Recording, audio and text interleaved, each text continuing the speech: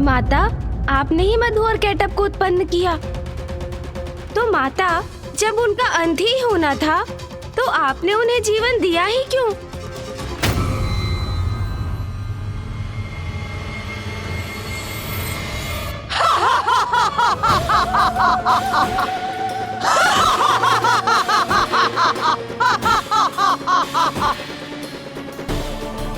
माता श्री महाकाली का यह ठास तो भयभीत करने वाला है।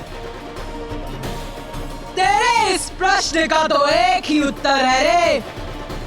मैं जो भी करती हूँ उसका एक बड़ा कारण होता है। मधु और केटअप का अंत इसीलिए होना था क्योंकि उनके अंत से एक नवीन आरंभ होना था। नवीन आरंभ? कैसा नवीन आरंभ?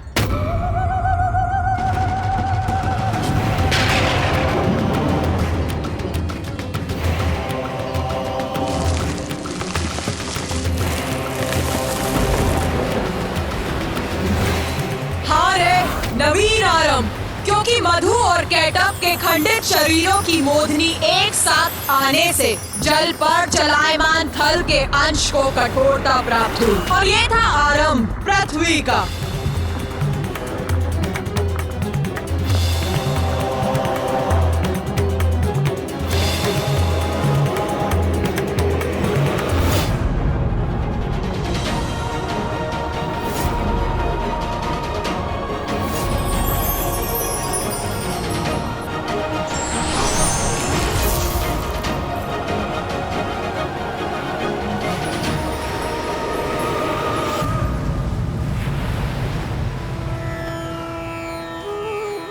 प्रणाम। आपका कोटि कोटि धन्यवाद नारायण।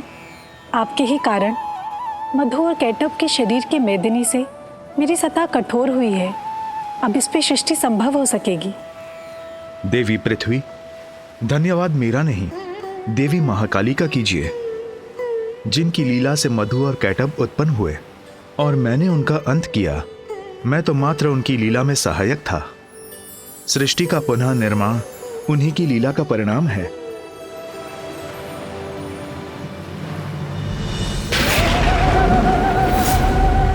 जय श्री महाकाली।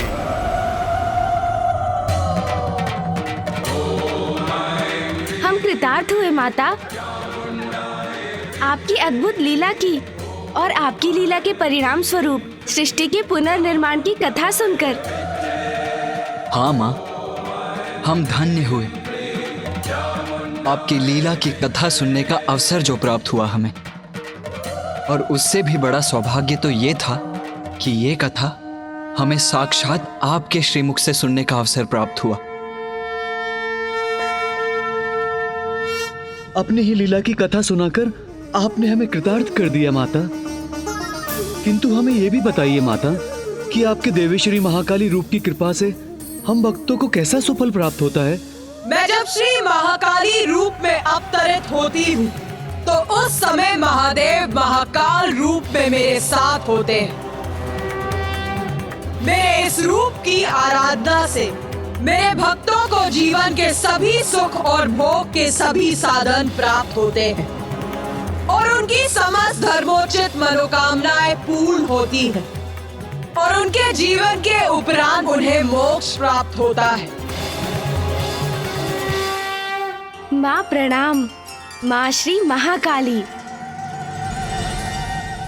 मशान कालिका काली, भद्रकाली कपालिनी, गुह्यकाली महाकाली, गुरुकुल्ला विरोधिनी, कालिका कालरात्रिश्च, महाकाली नितंबिनी, कालभैरव भार्या च, कुलवर्तम प्रकाशिनी, कामदा कामिनी कन्या, कमनीय स्वरूपिणी, कस्तूरी रस लिप्तांगी, कुंजरेश्वरगामिनी, ककार वर्ण सर्वांगी, कामिनी कामसुंदरी, कामार्ता कामरूपा च, कामधेनु कलावती, कांता कामस्वरूपा च, कामाया कुलकामिनी, कुलीना कुलवर्त्यंबा, दुर्गा दुर्गतिनाशिनी।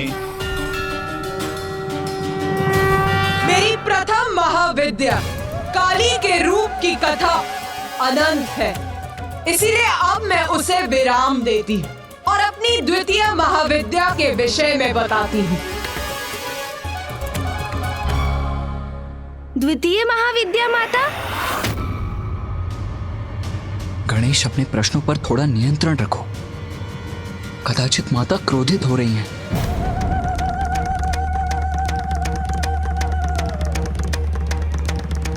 माता श्री महाकाली का प्रचंड क्रोध जागृत हुआ तो कदाचित हम सभी उसमें भस्म हो जाएंगे।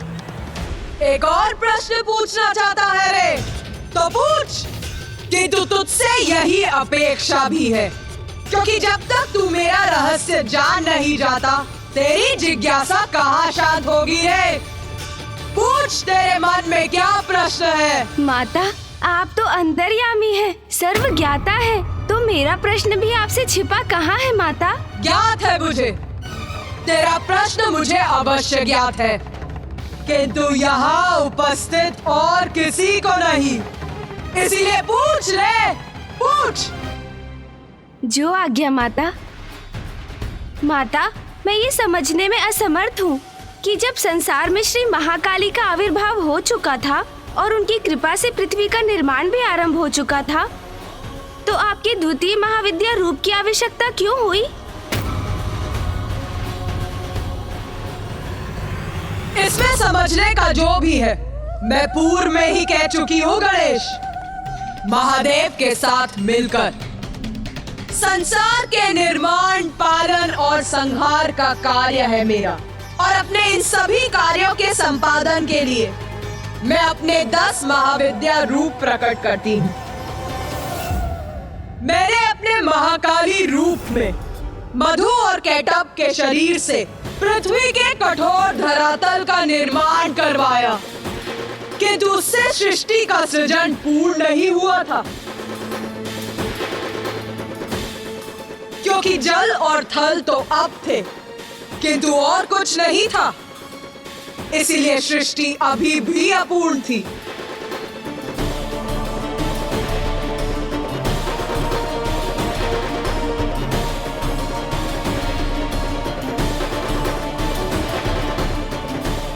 जल और थल के बाद प्राण ऊर्जा प्रदान करने के लिए सूर्य की आवश्यकता थी,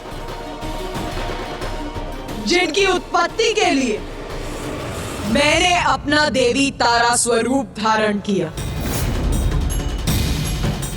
और महादेव के अक्षोभ्य स्वरूप का प्राकट्य हुआ था। माँ तारा और श्री अक्षोभ्य ही आदित्य सूर्य के सृजन का कारण थे। माता, मैं ये जानने के लिए भी उत्सुक हूँ कि आदित्य सूर्य की रचना आपने कैसे की? तो सुन, ध्यान से सुन।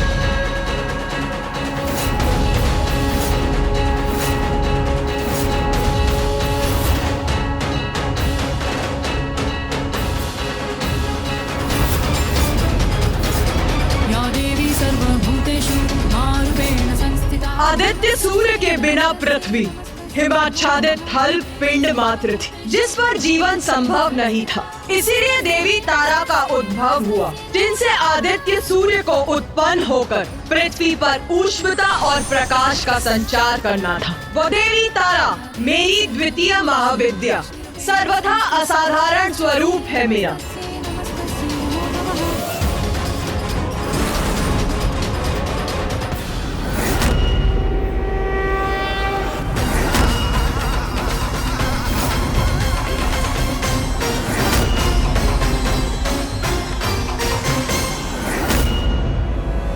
क्योंकि देवी तारा ही मेरा वो महाविद्या स्वरूप है जिनमें ऊर्जा, ऊष्मता, प्रकाश उत्पन्न करने का सामर्थ्य है। और जब उस ऊर्जा का संयोग प्रभु अक्षोभ्य की ऊर्जा से हुआ, तो वो संयुक्त ऊर्जा आदित्य सूर्य के अस्तित्व का आधार बनी।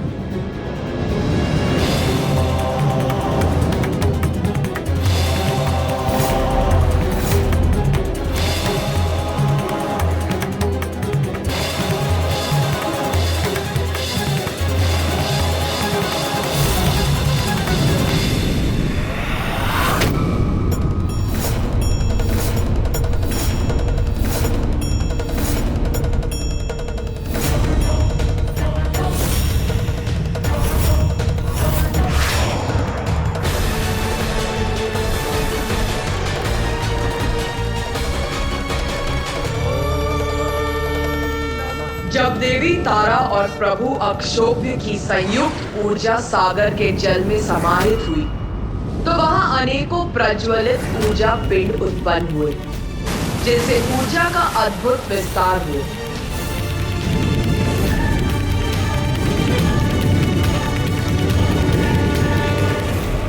फिर देवी तारा ने अपनी श्वास वायु से एक प्रचंड वायु प्रवाह उत्पन्न किया, जिसके टकराव से उन ऊर्जा पिंडों की संख्या में और वृद्धि के साथ उनका जुड़ाव आरंभ हुआ। और तब जल के भीतर निरंतर बढ़ती ऊर्जा के केंद्र आदित्य सूर्य का आकार दिखाई देने लगा।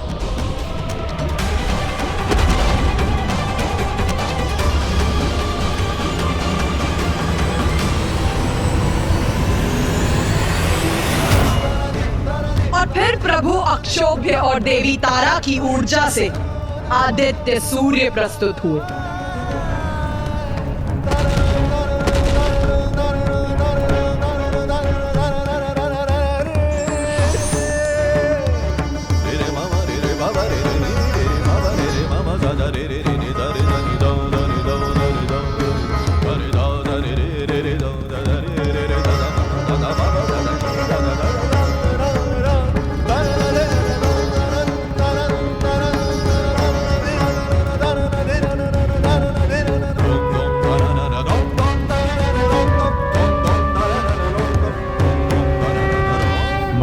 प्रभु अक्षोभ्य, आपसे जीवन पाकर मैं कृतार्थ हुआ।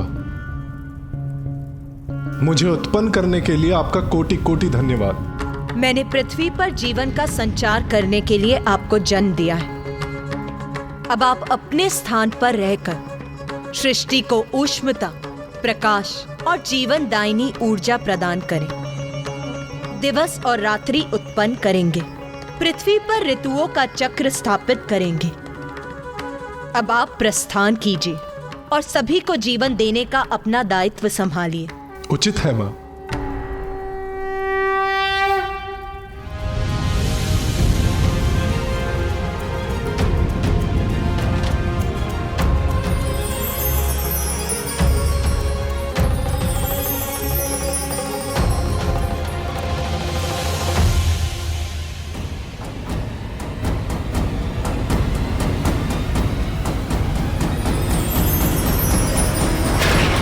माँ, सूर्य देव से ही संसार में प्राण शक्ति उत्पन्न हुई, जिससे प्राणियों का जीवन आरंभ हुआ, और ये सभी आपकी ही लीला से संभव हो सका है माँ। उत्तम, अति उत्तम। ये प्रथम बार है गणेश जब तूने प्रश्न नहीं पूछा, स्वयं उत्तर दिया है रे। किंतु माँ, मेरे प्रश्न अभी समाप्त नहीं हुए। ज्ञात है मुझे, ज्ञात है। पूछ, पूछ रे। माता, हमें बताइए ना, आपकी द्वितीय महाविद्या स्वरूपनी देवी श्री तारा के नाम का क्या अर्थ है? क्या रहस्य है इसके पीछे माँ?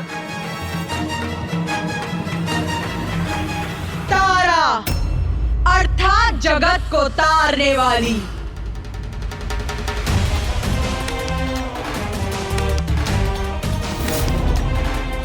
मुझे अपने उस रूप में तारा इसीलिए कहा जाता है क्योंकि मैंने अपने उसी रूप में सूर्य को उत्पन्न कर जगत को तारने का कार्य किया था, और आज भी मैं देवी कुष्मांडा के रूप में सूर्य के केंद्र में रहती हूँ। उनकी अधिष्ठात्री हूँ। ऐसा क्यों माता? आदित्य सूर्य को उत्पन्न करने और उन्हें उनका दायित्व समझाने के बाद आपको उनके केंद्र में स्थित रहने की क्या आवश्यकता है? आदित्य सूर्य को उत्पन्न करने और उन्हें उनका दायित्व समझाने के बाद आपको उनके केंद्र में स्थित रहने की क्या आवश्यकता है? क्योंकि सूर्य की शक्ति का स्रोत मैं ही हूँ रे। मेरे बिना उनकी ऊर्जा, उनका प्रकाश मंद पड़, शांत पड़ जाता है। सूर्य सृष्टि को जीवन प्रदान करते हैं, किंतु उसका कारण भी मैं ही हूँ रे।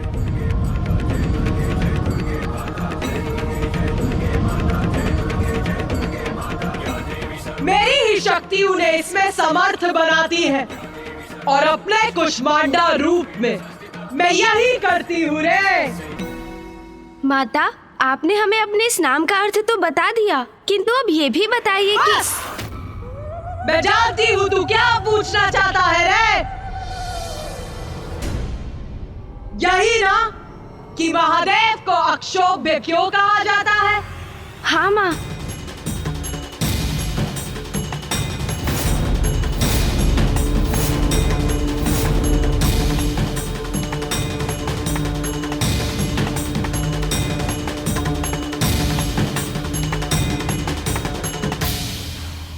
अक्षोभ्य अर्थात जो प्रत्येक अवस्था में शोभ्य रहित रहे, और महादेव तो सदा अक्षोभ्य ही रहते हैं।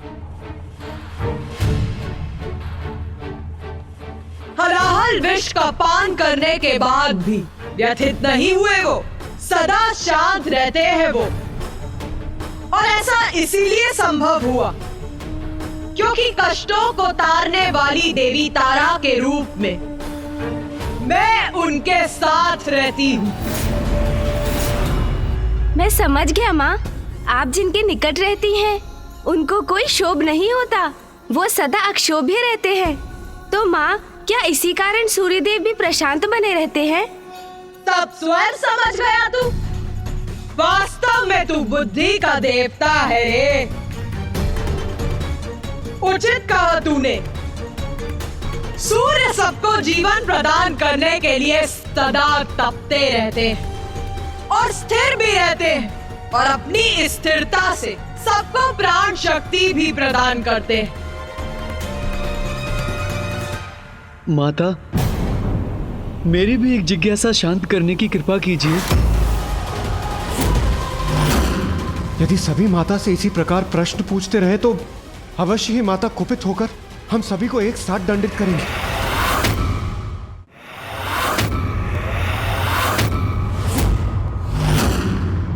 पूछ, तू भी पूछ। क्या है तेरी जिज्ञासा रे? माता, देवी तारा के रूप में आपकी पूजा से हम भक्तों को कौन से सुफल प्राप्त होते हैं, और माँ तारा के रूप में हमें दर्शन भी प्रदान करें माँ। मातर्तिल सरस्वती प्रणमतां सौभाग्य संपत्प्रदे प्रत्यालीड पदस्थिते सवयदि स्मेराननां बारुदे फुल्लेन्दीवरलोचने त्रिनयने कर्त्रो कपालोत्पले खड्गञ्चा ददति त्वमेव शरणम्। मेरी पूजा करने वाले भक्तों के शत्रुओं का नाश होता है, उन्हें अद्भुत वाक शक्ति का वरदान प्राप्त होता है, और मेरे इस रूप के भक्तों को भी देवी काली के भक्तों के समान भौतिक सुख भोग के साथ साथ मोक्ष की भी प्राप्ति होती है। माता, ये तो मेरा सौभाग्य है कि आपने अपनी कथा सुनाकर और अपने भव्य और दिव्य दर्शन देकर मुझे कृतार्थ कर दिया माता। मातर्तिल सरस्वती प्रणमतां सौभाग्य संपत्प्रदे प्रत्यालीड पदस्थिते सवयदि स्मेराननां बारुदे फूल्लेन्दीवरलोचने त्रिनयने कर्त्रो कपालोत्पले खड्गञ्चाददति त्वमेव शरणं त्वामीश्वरीमाश्रये। तारा च तारिणी देवी नागमुण्डविभूषिता ललजिह्वा नीलवर्गा ब्रह्मरूपधरा तथा नागाञ्चितकटी देवी नीलाम्बरधराधरा। नाम नामाष्टकमिदं स्तोत्रं यः पठति शृणुयादपि तस्य सर्वार्थसिद्धिः स्यात्। सत्यं सत्यं महेश्वरी।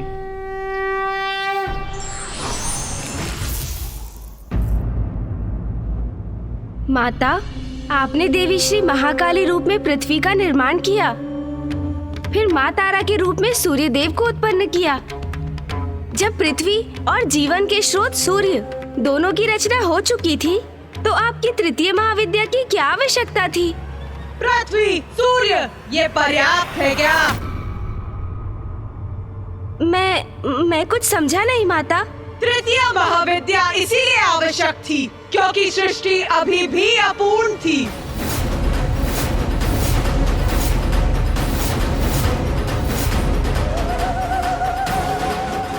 माँ की तो प्रत्येक महाविद्या बहुत ही अद्भुत है। तृतीय महाविद्या में माँ ने कौन सा नया रूप लिया और सृष्टि को क्या प्रदान किया?